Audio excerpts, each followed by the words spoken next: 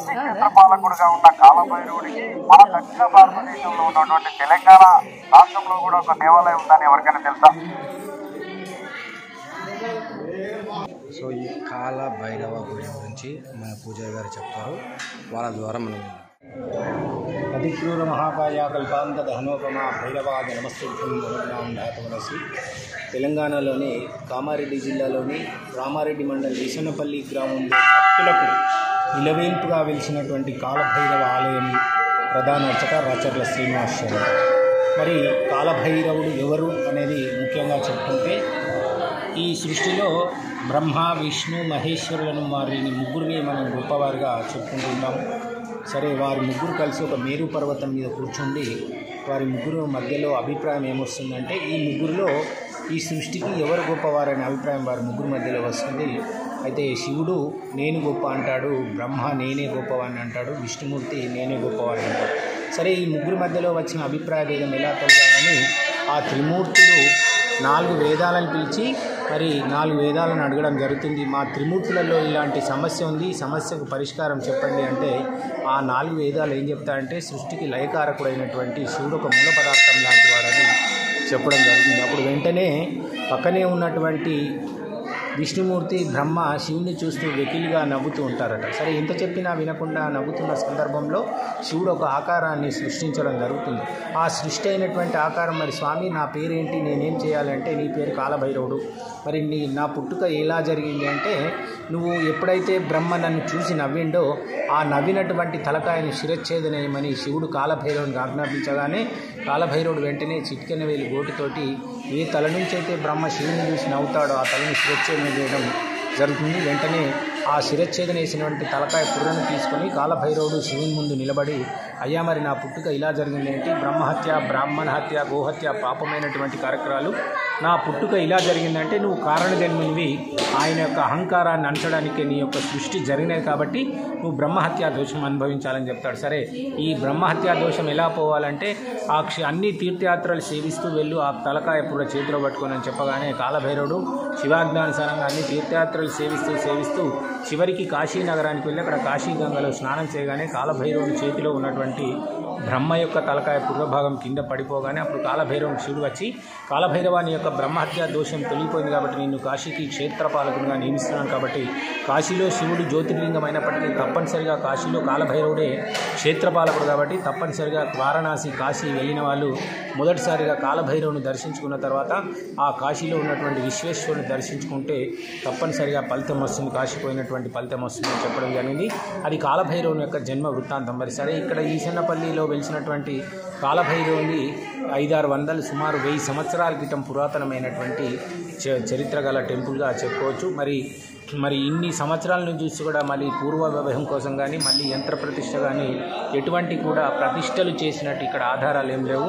మరి ఎట్లా ఉండేది ఈ విగ్రహం, ఎలా వచ్చిందంటే ఈ చుట్టుపక్కల ఉన్నటువంటి గ్రామస్తులంతా కలిసి ఈ విగ్రహాన్ని తయారు చేయించి అప్పుడు రవాణా సౌకర్యం లేని సమయంలో ఒక ఎడ్ల బండి పైన విగ్రహాన్ని తీసుకొని వస్తుండగా ఇక్కడికి వచ్చి సరికి నిద్ర సమయం అయిపోయి వాళ్ళు నడవలేని పరిస్థితిలో ఒక చెట్టు నీడన మరి ఇక్కడ ఎడ్ల బండిని కట్టివేయడం జరిగింది. తెల్లవారి వారు లేచేసరికి ఆ ఎడ్ల బండి మరి విరిగిపోవడం, ఎడ్లు పారిపోవడం వల్ల వారు ఇక్కడనే ఆ విగ్రహం తెల్లవారి లేచి చూసేసరికి బండి మీద ఉన్నటువంటి విగ్రహం ఒక చెట్టు నీడన నిటారుగా ఉండడం వల్ల వారు ఇక్కడనే వదిలిపెట్టినట్టు కూడా చెప్పడం జరిగింది.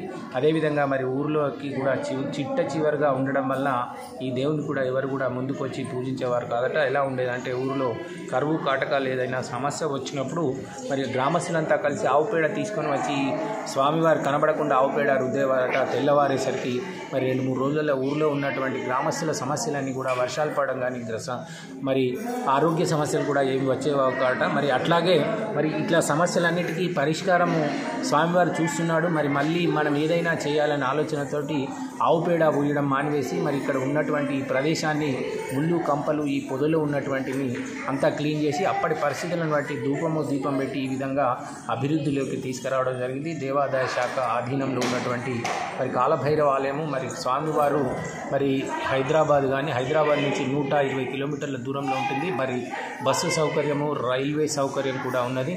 మరి ఇది దేవాదాయ ధర్మాదాయ శాఖలో ఉన్నది. శనివారము, ఆదివారము, బహుళ అష్టమి, పౌర్ణమి అయినాక 8వ రోజు అష్టమి రోజు కానీ అమావాస్య రోజు కానీ స్వామివారిని దర్శించుకొని మరి శత్రుబాధలు పోవడానికి మరి బూడిద గుమ్మడికాయతో దీపాలు పెట్టడం కానీ, స్వామివారి యొక్క శత్రుబాధలు, రుణబాధలు, మరి వివాహం, సంతానం, ఆరోగ్యం ఉన్న వాళ్ళు కూడా స్వామివారి దర్శించుకొని కాలభైరవ అష్టకాన్ని పఠించినట్లయితే సర్వ పాపం నుండి ముక్తి అవుతారు. అదేవిధంగా మరి కాలభైరవ భక్తుల యొక్క సౌకర్యం కోసము మరి ఇక్కడ ప్రతి నెలలో బహుళ అష్టమి రోజున మరి హోమ కార్యక్రమం కూడా ఉంటుంది. హోమంలో పాల్గొనేవారు 500 రూపాయలు చెల్లిస్తే దేవాలయం నుంచి సామాను ఇవ్వడం జరుగుతుంది. ఒకవేళ మీరు వచ్చినా, మీరు రాకున్నా, ఒకవేళ 500 చెల్లిస్తే మీ గోత్రనామంతో కూడా కాలభైరవ హోమం కూడా ఇక్కడ నిర్వహించడం జరుగుతుంది. మరి ముఖ్యంగా శనివారము, ఆదివారము, అష్టమి, అమావాస్య రోజున కాలభైరవ స్వారిని సందర్శించుకుంటే వారు సకల పాపం నుండి కూడా విముక్తి అవుతారు. అదేవిధంగా మరి కాలభైరవుడు శని యొక్క గురువు కాబట్టి మరి కాలభైరవుని సేవించడం వల్ల శని ప్రభావం కానీ, రాహుకేతుల ప్రభావం కూడా ఉపశమనంగా ఉంటుంది. కాబట్టి మరి అతి ప్రాచీనమైనటువంటి ఈ కాలభైరవ ఆలయాలు మన భారతదేశంలోనే చాలా అరుదుగా ఉన్నాయి. కాశీ, కాశ్మీర్, ఉజ్జయిని అక్కడక్కడ దేవాలయాలు ఉన్నాయి. కానీ ప్రత్యేకంగా 9 ఫీట్లు ఉండి మరి భక్తుల యొక్క కోరికలు నెరవేరుస్తున్నటువంటి కాలభైరవుడు మరి ఈసన్నపల్లిలో వెలిసినటువంటి కాలభైరవుడుగా చెప్పుకోవచ్చు.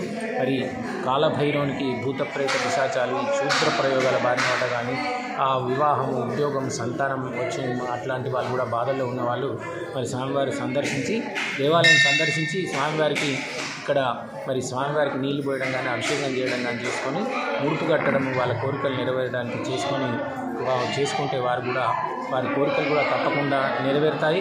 కావున ఈసన్నపల్లిలో వెలిసినటువంటి భక్తులకు ఇలవేల్పుగా ఉండి స్వయంభూగా చెప్పినటువంటి కాలభైరవ స్వామిని దర్శించుకోండి, అందరూ పునీతులు అవుతారు అని కోరుకుంటూ మరి దేవాలయంలో జరిగే అభివృద్ధి కార్యక్రమంలో కూడా మీరందరూ తోడ్పడగలరని మా యొక్క మాట. Thank you Guruji.